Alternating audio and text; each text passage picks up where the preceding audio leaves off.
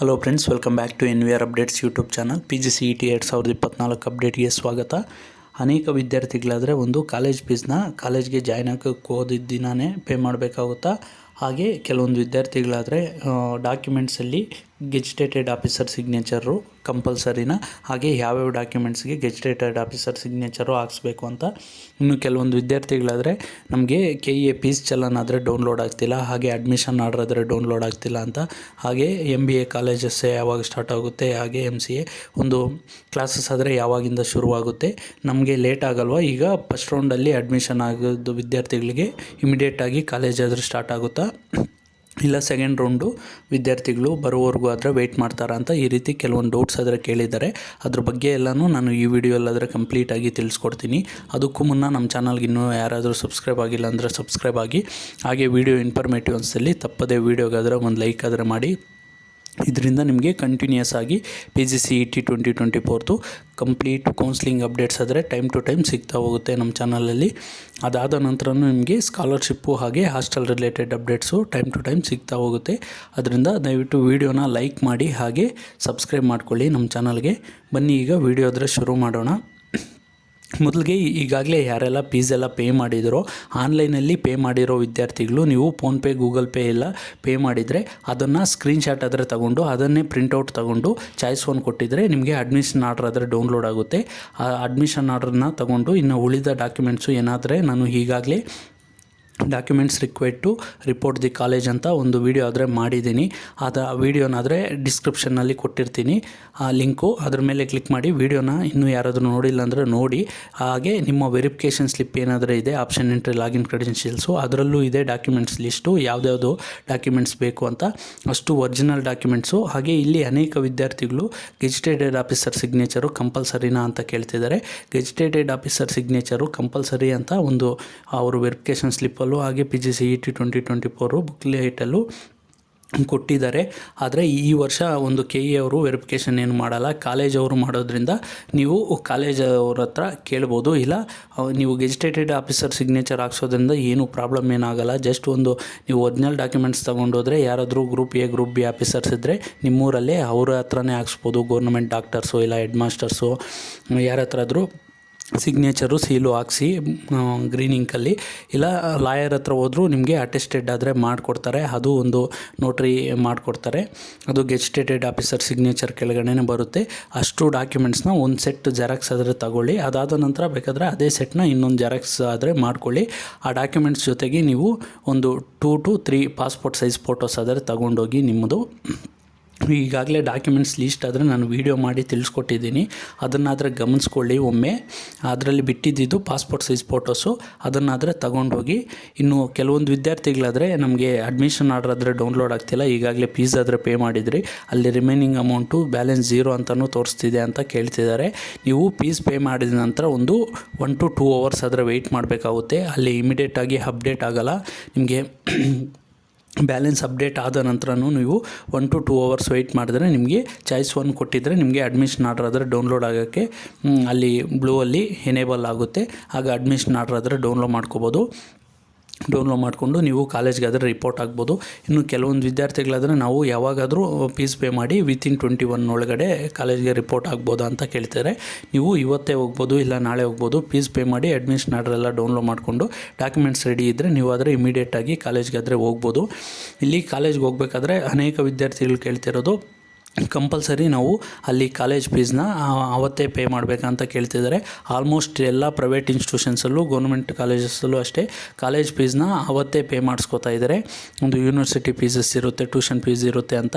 ನೀವೇನಾದರೂ in case request ಮಾಡಿಕೊಂಡ್ರೆ ಏನಾದರೂ ಎಕ್ಸ್ಕ್ಯೂಸ್ ಕೊಡ್ಬೋದೇನೋ, ಅದು ಪ್ರೈವೇಟ್ ಇನ್ಸ್ಟಿಟ್ಯೂಷನ್ಸಲ್ಲಂತೂ ಕೊಡೋಲ್ಲ. ನನಗೆ ಗೊತ್ತಿದ್ದಂಗೆ ಇಮಿಡಿಯೇಟಾಗಿ ಅವತ್ತೇ ಆದರೆ ನೀವು ಕಾಲೇಜ್ ಫೀಸ್ನಾದರೆ ಪೇ ಮಾಡಬೇಕಾಗುತ್ತೆ. ಇಲ್ಲಿ ಸುಮಾರು ವಿದ್ಯಾರ್ಥಿಗಳು ಸರ್ ನಾವು ಲೋನ್ ಮಾಡಿಸ್ಬೇಕಾಗುತ್ತೆ, ಲೋನ್ ಅಮೌಂಟು ಬಂದ ನಂತರ ಫೀಸ್ ಆದರೆ ಪೇ ಮಾಡೋದಾ ಅಂತ ಕೇಳ್ತಿದ್ದಾರೆ. ನೀವು ಈ ವರ್ಷ ಲೋನ್ ಅಮೌಂಟ್ ಆದರೆ ಪೇ ಮಾಡೋಕ್ಕಾಗಲ್ಲ, ನಿಮ್ಮ ಮನೆಯವರಿಂದನೇ ನಿಮ್ಮ ದುಡ್ಡು ಈ ವರ್ಷ ಆದರೆ ನೀವೇ ಪೇ ಮಾಡಬೇಕಾಗುತ್ತೆ, ಬೋತ್ KEA ಫೀಸು ಹಾಗೆ ಕಾಲೇಜ್ ಫೀಸು. ಇದಾದ ನಂತರ ನೀವು ಬೋನಿಫೈಡ್ ಸರ್ಟಿಫಿಕೇಟ್ಸು ಹಾಗೆ ಸ್ಟಡಿ ಸರ್ಟಿಫಿಕೇಟ್ಸ್ ಎಲ್ಲ ತಗೊಂಡು ನೀವು ವಿದ್ಯಾಲಕ್ಷ್ಮಿ ಪೋರ್ಟಲಲ್ಲಿ ಎಜುಕೇಷನ್ ಲೋನ್ಗಾದರೆ ಅಪ್ಲೈ ಮಾಡಿ.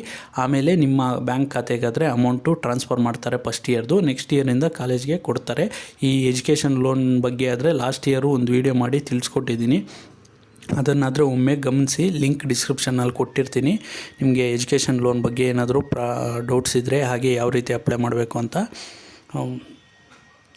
ಇನ್ನು ಹಲವಾರು ವಿದ್ಯಾರ್ಥಿಗಳಾದರೆ PGCETದು ಮಾಡಿಫಿಕೇಷನ್ ಏನಾದರೆ ನಾವು ಚಾಯ್ಸ್ 2 ಕೊಟ್ಟಿದ್ರೆ, ಹಾಗೆ ಚಾಯ್ಸ್ 3 ಕೊಟ್ಟಿದ್ರಿ, ರಿಆರ್ಡರು ಹಾಗೆ ಮಾಡಿಫಿಕೇಷನ್ ಆದರೆ ಮಾಡೋಕ್ಕಾಗ್ತಿಲ್ಲ, ಎಲ್ಲಿ ಮಾಡೋದು, ಯಾವಾಗ ಬಿಡ್ತಾರೆ ಅಂತ ಕೇಳ್ತಿದ್ದಾರೆ. ನೋಡಿ, ನಾನು ಈಗಾಗಲೇ ಸುಮಾರು ವೀಡಿಯೋಸಲ್ಲಿ ತಿಳಿಸ್ಕೊಟ್ಟಿದ್ದೀನಿ. ನೀವು ಅದನ್ನು ಗಮನಿಸ್ದಿರ ಮತ್ತೆ ಅದೇ ಡೌಟ್ನ ಕೇಳ್ತಿದ್ದೀರಾ. ನೀವು ಯಾರೆಲ್ಲ ಚಾಯ್ಸ್ 2 ಹಾಗೆ ಚಾಯ್ಸ್ 3 ಕೊಟ್ಟಿದ್ದೀರಾ, ನೀವಾದರೆ ವೆಯ್ಟ್ ಮಾಡಿ. ನಿಮಗೆ ಮತ್ತೆ ಒಂದು ಸೆಕೆಂಡ್ ರೌಂಡ್ದು ಶೆಡ್ಯೂಲು ಹಾಗೆ ಲಿಂಕ್ ಎಲ್ಲ ಬಿಡ್ತಾರೆ. ಆಗ ನೀವು ರಿಆರ್ಡ್ರು ಹಾಗೆ ಡಿಲೇಟ್ ಮಾಡೋಕ್ಕೆ, ಮಾಡಿಫೈ ಮಾಡೋಕ್ಕೆ ಅವಕಾಶ ಆದರೆ ಸಿಗುತ್ತೆ.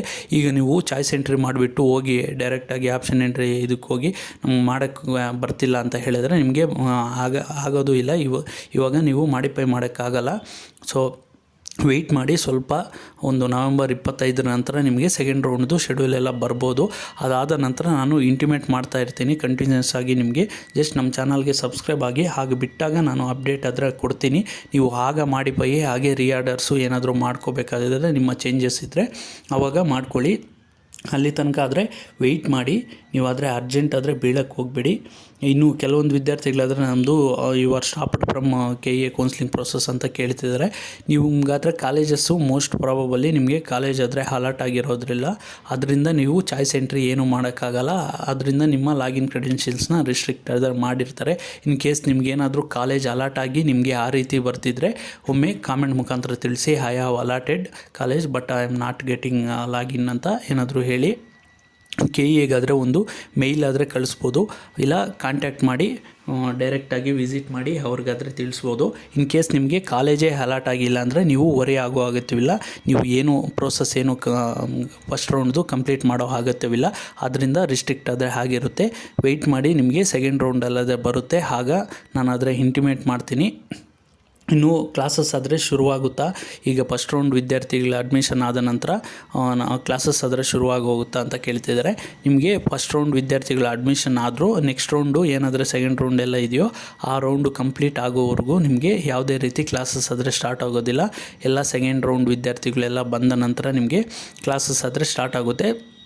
ಆಲ್ಮೋಸ್ಟು ಸ್ಟ್ಯಾಂಡರ್ಡಾಗಿ ಒಂದು ಗೌರ್ಮೆಂಟ್ ಇನ್ಸ್ಟಿಟ್ಯೂಷನ್ಸಲ್ಲಿ ಆದರೆ ಒಂದು ಲೇಟ್ ಆದರೆ ಮಾಡ್ತಾರೆ ಸ್ವಲ್ಪ. ಇನ್ನು ಪ್ರೈವೇಟ್ ಇನ್ಸ್ಟಿಟ್ಯೂಷನ್ಸಲ್ಲಿ ಅವರು ಸ್ವಲ್ಪ ಬೇಗ ಓಪನ್ ಮಾಡ್ಬೋದು. ಡೀಮ್ಡು ಹಾಗೆ ಏನಾದರೂ ಆಟೋನಮಸ್ ಇನ್ಸ್ಟಿಟ್ಯೂಷನ್ಸ್ ಇದ್ದರೆ ಅವರು ಇನ್ನು ಸ್ಟ್ಯಾಂಡರ್ಡಾಗಿ VTU ಹಾಗೆ Bengaluru city university, Bengaluru university ಕಾಲೇಜಸ್ಸಲ್ಲೆಲ್ಲ ಒಂದು ಡೇಟ್ ಆದರೆ ಹೇಳ್ತಾರೆ.